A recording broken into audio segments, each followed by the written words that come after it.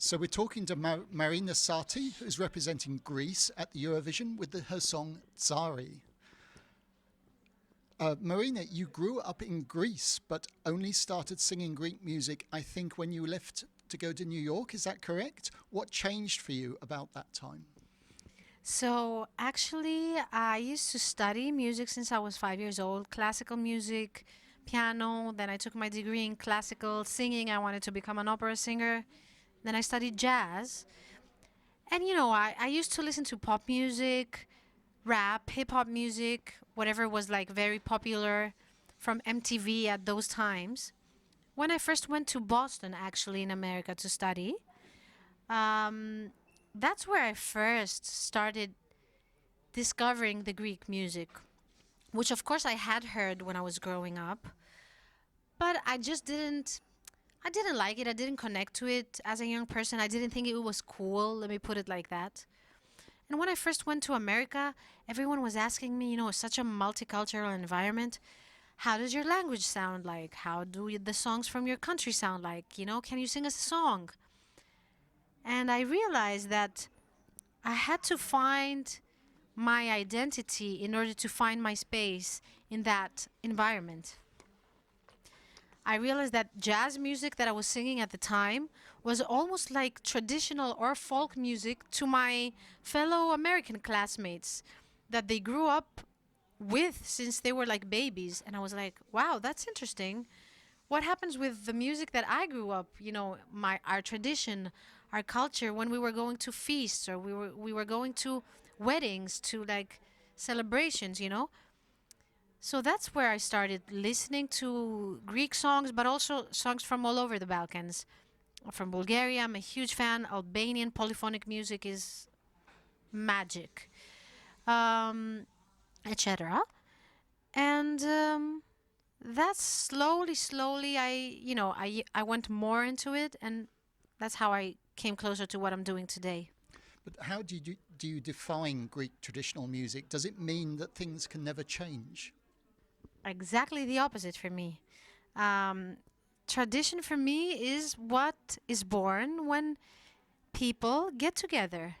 Um, in the past, they didn't have the internet, they didn't have the big cities, they didn't have big fast cars, but there were people who were getting together, were falling in love, were celebrating, were eating, dancing, interacting.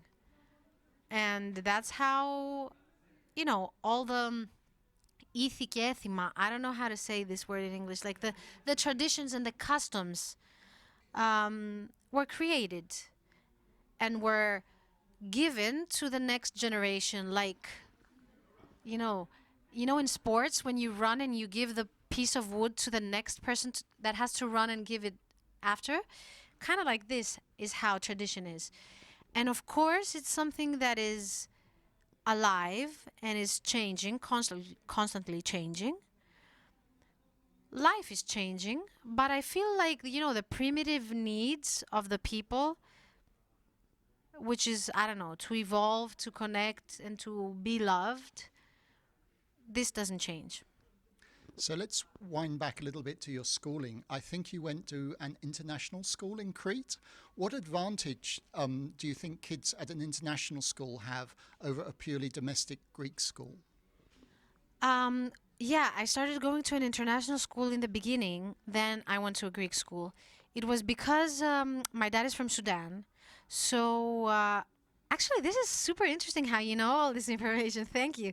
My dad is from Sudan, so Arabic is the language that he spoke. So, in this school, they taught English and they taught Arabic. And since we lived in Greece and I used to speak Greek in our household and everywhere, that was a chance for me to learn also the other languages. Um, I think that this experience in that school taught me from an early age how it is to be in a more diverse and multicultural environment. So, another background question, if I may. Can you tell us a little about your love for choral music? Yes. Okay, so since I was like really, really young, I used to go to choir in my music school, and we used to sing like with my friends Greek songs, also English songs. It was very fun, but apart from the musical aspect, the social aspect, I think was the most fun of all. So that's how I fell in love with choirs and choral music. And then, since it's a very big part of our tradition in Greece and in the Balkans, polyphony and people getting together and singing, I think in every tradition, I guess, because that's how it starts from you, your body, your voice, a percussion, and slowly a reed, and that's how I think music started. So then I created this female vocal group called Phones, which actually in Greek means voices. And we were singing with my friends songs from Greece, from all over the Balkans, actually, and the Eastern Mediterranean. Folk songs, but in more, let me put it like contemporary arrangements of those folk songs. Because I don't know if you know, most of the songs in Greece are either like like one voice, or you have pedals. Um, you don't have like this so much Western harmony of um, minor, major chords. It's mostly modal music. So this is what we were trying to do. Basically, harmonize and reharmonize these songs. That's great. So let's talk about maybe your preparation for Eurovision. I think you had a problem with an elevator at Greek TV. Can you tell us a little about that? And are there any elevators involved in getting to the stage in Malmö? Okay, how do you know this? Actually, we had an interview last week in the national Greek channel, and suddenly, I don't know why, we were six people in an elevator and it stopped. I was cool. Some people started, for example, Alex started getting stressed and thinking, how are we going to get out? They were talking, and I was like, guys, it doesn't matter what you discuss and what you plan. You can't do anything about it. Just stay here, and they're going to save us, our fellow friends from the outside. So, yeah, that's what happened. I don't think there are any elevators in the arena. I haven't seen any. We just walk. So we're going to be okay, I think. That's probably good advice. Now we've got a question about a very old movie. You've Got Mail. Now, that has a lot of old computer technology in it, but I'm told you like the movies. What's so special about it? How do you know I like this? Okay, you know the randomest details. Wow. It's my favorite movie. Still, I see it and I cry. I don't know, it's this romantic comedy. Is it called rom-com? Like romantic comedy, right? From the 90s, I think. That they finally fall in love in the end, although in the beginning they were like hating each other and avoiding each other. I don't know. I'm this type of girl. But do you think the story would have been the same with today's iPhones? Probably they would have seen each other earlier, but I think, at least for me in my life, some things I'm trying to, especially like if I really like the other person, I'm trying to be more slow and taking my time and feeling, preparing the ground. If I feel like, especially it's really worth it, to not rush things. So maybe I would have done it. I feel there's some sort of like something interesting and exciting in this. So one last background question. Tell us how you got into yoga and how does that help you as an artist? Okay. I think when I was in the theater, I studied theater, and I used to be in like theaters for many years at the National Theater. During the warm-ups, the physical warm-ups, we did Tai Chi, we did Pilates, we did yoga, many different, let's say, techniques.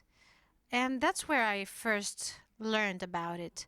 I found, how important it is, the breath with the stretching of the body, but also strengthening. And I think it like concentrates your core. So I'm not doing it lately, but I feel like this ethical part of it is something that I'm definitely still keeping. Now, to your Eurovision song, you were chosen as an artist by Greek TV first before the song was known. And Yes. apparently there were 200 songs submitted to Greek TV for your consideration. So why didn't you pick any of them and you went with a new song? No, that's not true, actually. So yeah, I had this proposal from the National Greek TV channel to go to Eurovision. I didn't have a song because I'm myself a songwriter and I write my own songs. But they were like, okay, don't worry, we can open like a very open public invitation to songwriters from Greece and from all over the world to submit their ideas.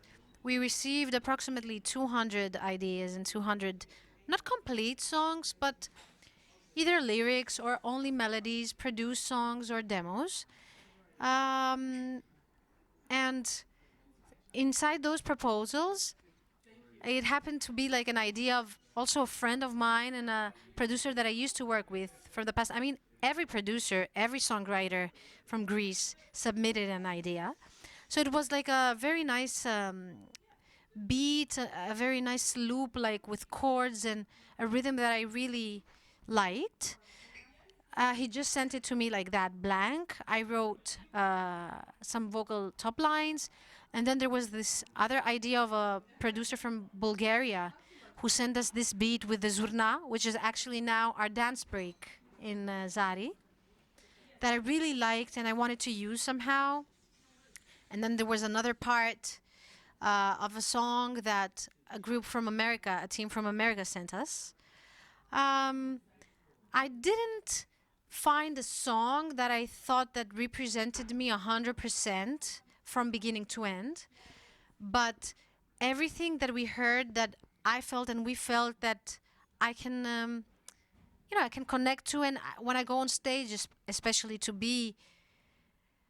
carry this song and to make it fit to me, I spoke with the songwriters and even like I'm still in touch with some lyricists and some songwriters that I'm working with for the EP that I'm going to release now. Okay, one last question, the most important one. When can we see your performance in Australia and how can we vote for you? Okay, so we are performing at the semifinals on Saturday evening. And if we qualify, we're going to perform again in the finals on Sunday at 5 a.m., which is your chance to vote for us. So if you're into Eurovision, you have to sacrifice a little bit from your sleep. But we hope that we give, an amazing show for you guys. Thank you very much. Thank you, thank you.